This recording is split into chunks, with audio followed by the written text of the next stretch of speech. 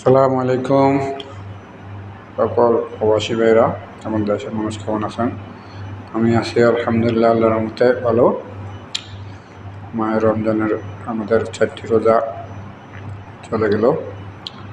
সামনে যেন সবগুলো রোজা রাখতে পারি, আল্লাহ যেন সুস্থ মতো রাখতে পারি, সুস্থ মতো থাকতে পারি, কাজ করতে পারি, সেরকম যেন আল্লাহ করে সবাই দোয়া করবেন।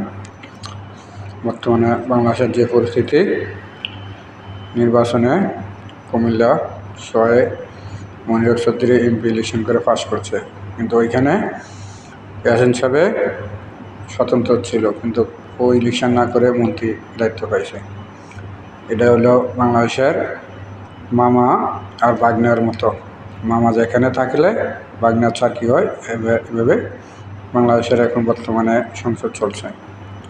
খলিলুর রহমান ইউনিস উপদেষ্টা ছিল, ও কীভাবে নির্বাচনে করছে ওর পুনরালাপটি শুনলে বলতে পারবেন। ঠিক আছে, খলিলুর রহমান নির্বাচন না করে ও কীভাবে মন্ত্রীর দায়িত্ব হলো। ওকে জামাত শিবিরের সকল ভাইদের বলছি, ওকে আচ্ছাভাবে পিঠা দেবেন। আচ্ছাভাবে পিঠার লগে ও সব বলবে যে নির্বাচন কী হয়েছে। ঠিক আছে, ওকে। সকল প্রবাসী ভাইরা রেমিটেন্স বন্ধ রাখবেন। সকল প্রবাসী ভাইরা আমার কথার সাথে একমত হলে ভিডিওটি শেয়ার করবেন। ওকে, আল্লাহ হাফেজ।